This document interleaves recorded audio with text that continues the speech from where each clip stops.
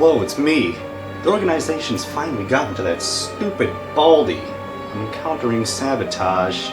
Oh, hello everyone. Welcome to Fig Ultra Reviews. I am your one and only host, the world's most vile mad scientist, Hyoin Kiyoma!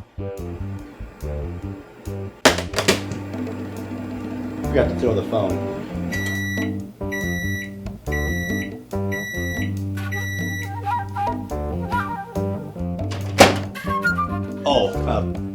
Let's go ahead and step into the lab. They were out of Hot Pockets at the store. So today we have none other than the legendary lab member 004, aka Christina, aka Makise Kurisu, everyone's favorite tsundere, from one of the best anime to ever exist, Steins Gate. Steins Gate being one of my first, not first, but one of my first kind of anime going experiences. It's one anime I have no problem rewatching because you always pick up on new things. Should have brought a napkin. Of course, a big shout out to everyone who voted in my upcoming figure poll on my Discord and Instagram. Makise was the first figure that I wanted to review out of the bunch that I put up to review first, but Scissorbay beat her out pretty good. Check out Scissorbay's review too if you would like. And also thanks to everyone who showed up during my unboxing live stream. I unboxed her and of course Scissorbay. Speaking of unboxing, how about we go ahead and cut to some of those clips from my unboxing live stream, just so you can get the unboxing experience. I heard through the grapevine that this figure might have some problems. It's not perfect. Here we go, baby. This is how you pick up stuff. This is my first order. Since Ando's not in here, but shout out to CD Japan. This is my first order from CD Japan, who Ando swears by.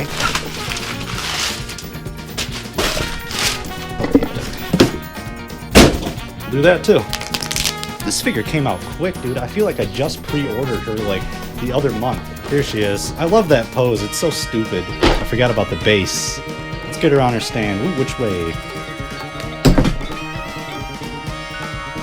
Ignore that. Ah, here we go. I know what I'm doing. Shut up. I can't believe the thing still... Oh! This thing still works. This cell phone bill was like $14 a month for unlimited calls and texting. What happened? Wasn't that fun? Let's go ahead and jump right into the details, baby. It's time to put a microscope, a scientist joke, lab coat joke, to this figure here. Now, go! Details, start that segment. Have you said hi to Alpaco Man yet? Makise comes courtesy of Wave Corporation, which is most known for their swimsuit versions of characters. Which I'm surprised they went with just a normal version of Kitty. Oh, never mind. The box is pretty run-of-the-mill. They just copy-pasted the images from the promos right on it. I was surprised she came in one piece right out of the blister. I was expecting to have to attach her big old coat like I had to do with my Taitakemi figure. It's time to get reviewing, so warm up some chicken strips, grab an ice cold bottle of DK pepper because we're jumping to a world line where I go over the details.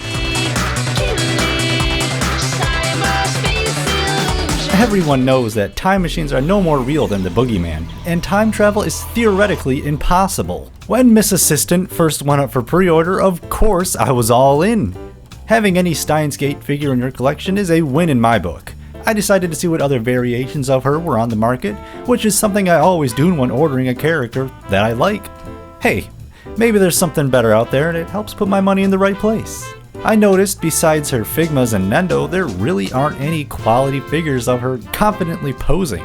It's mainly her rosy-cheeked tsundere look. If you've been watching my channel, then you know I love my bad bitches, so I'm more of a fan of Makise's strong-willed and intelligent demeanor. Plus her pulling off the mad scientist Hyoin Kiyoma's classic Shunibyo pose is just awesome. Son of a bitch! First up is that long and luscious lab coat. Everybody knows that in a research organization, a lab coat is a uniform, and no respected member of the Future Gadget Lab can be seen without one. Oh, no, it's just the two that wear them. Never mind. To emphasize the dramaticness of her pose, the coat is bombastically lifted in the back as she's hit with a melodramatic blast of wind. Lab coats always calm her down. Yep, whatever floats your boat, dude.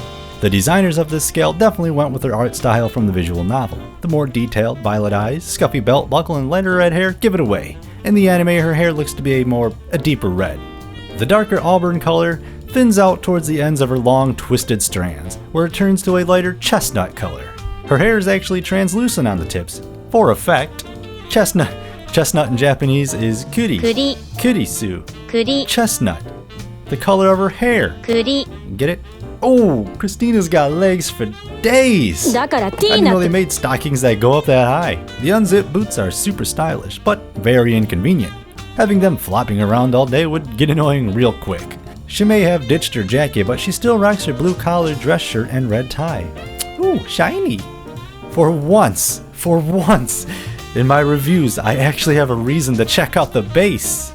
Oh, look, it's the pin from the show! I don't want to give away any spoilers, but for anyone who's played the game or watched the anime, you know what this is. Setting her up is a little wonky. You get these little footy boys that go under her heels. The one that looks like a skateboard ramp goes to the left side tall peg, and the potato chip goes on the right short peg. Align her feet, then she'll be standing tall. Did I mention she comes with different swappable faceplates? That's right, not one, not two, not four, but 3 unique faceplates. Wait, this isn't a Figma review, but just like a Figma, you pop off her wig, peel off her face, and slap the new one right on. We got her confident grin, a serious grin, and that trademark tsundere expression, as seen often when Okabe and Dadu antagonize her. But wait, there's more. One hidden feature I had no idea was part of the figure, a neck joint that offers some mobility of the head. Slide to the left, slide to the right, crisscross. I actually thought I broke it when first setting her up. Is that a gel nana in your pocket? Or, forget I said that. It doesn't take a time traveler to know that it's time to go over what I like and dislike about our lab assistant here. So, let's go! Everyone knows that time machines are no more real than the boogeyman, and time travel is theoretically impossible. Let's start with what I like about Christina. Like I mentioned earlier, there really isn't any great figures of her out there, in her lab coat especially. Just the Figma and Nendo, which show their age. Good Smiles is probably the next to best one to get on the market. Kotobukiya made one too, and wow, she looks a little lifeless. Like a zombie. So after how many years? It's great to have a quality version of her. I'm surprised out of all the choices out there, none of them really went with her confident smile. And this face just coincides so great with her pose, which is basically what sold me on this one in the first place. The 3 faceplates is a great idea. I rarely see something like that with scales. Sometimes you get a second one, but 3? And they're all her classic signature expressions, so I think everyone's happy. It's a win-win. The shiny tie is cool, the transparent tips on her hair look suave, and for the first time in one of my reviews, I actually like the bass. It's related to the source material and a creative little nod to the show. They could have simply put her on a sidewalk or something, but having the pin is a unique choice that I think stands out on its own. Last up for the likes is surprisingly her neck joint. It's not visible, so all the purists out there who don't like joints on figures can't complain. Out of sight, out of mind. It kind of spices up displaying her. Usually you just set it and forget it, but it's pretty neat to be more creative and in charge of how your scale figure looks and is positioned in your display. So go ahead and mix and match where she's facing. Next, let's go over my dislikes. Easily, just as I love the idea of having multiple faceplates, well, there really is only one good one out of the 3, and that good one, it's pretty much the only one that I bought it for. Her grin is definitely the best out of the bunch. The frown, it isn't bad, but it doesn't bring any really excitement to the table. And of course, her tsundere expression is just laughably bad. She goes, ha! With her arms raised like that and her expression, it just looks like Okabe is about to advance on her and going for that surprise kiss. And side note, the faceplates aren't unusable by any means. They're still great. Just the mouth one's a little goofy. Shockingly, there isn't much to dislike about her. I guess where the hair splits, like in the middle where you pop it off, it's kind of blatant.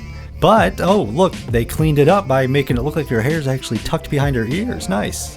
I guess it's a pretty good time to head on over to my ratings and slap a score on this lab assistant. Yo, it's actually happening, oh my god. Everyone knows that time machines are no more real than the boogeyman, and time travel is theoretically impossible. You know what time it is, everybody. This is the part of the review where I pick 3 different categories to score her with, then tally up all the points for a final rating. This should be easier than finding an IBM 5100. First up, of course, is photographability. Thankfully, they didn't choose to pose where her arms are like completely blocking her face.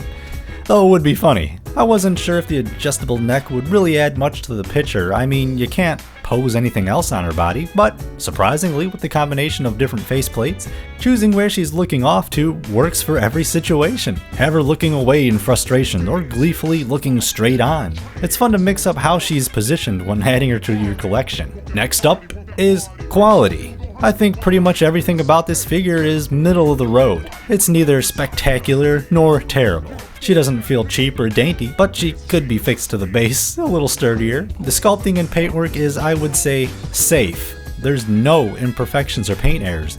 I can't find any, which is always a good thing. I think I would have liked to see a little more flair in the design and paintwork. Looking at a few of my other figures, like Miku's coat, has a little more creasing and texture to it, or they could have made the fabric look more worn by adding shadows and gradients to them like on Rinchan. Everything about Kurisu is a little plain, but not in a bad way by any means. She still looks great, and I think is the best version of her on the market right now. The Christmas one's pretty good, actually. Okay, ladies and gentlemen, the moment you've all been waiting for, the final category. Is Makise a tsundere after all? 誰がツンデレだ。おう、マキセ氏、ツンデレの意味がわかる？知らないわよ。いや、確かに知ってる反応だ。She'll never admit it. I'm giving Future Gadget Lab Member 004 a solid 4 personal forks out of 5.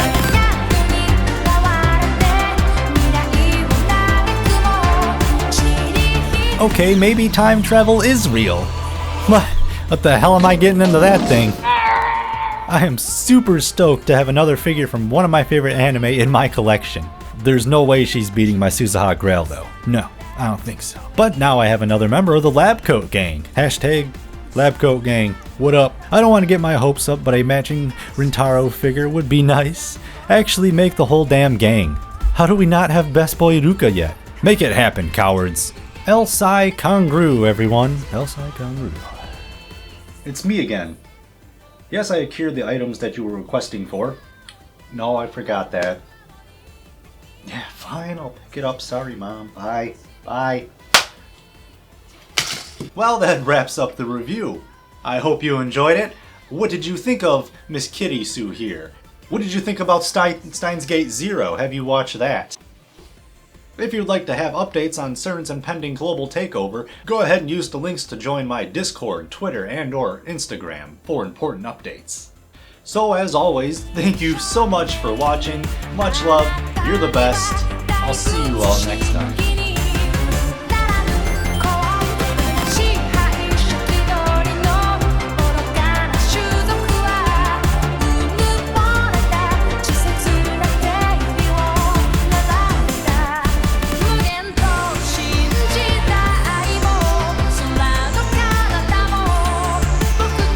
Gangnam Style.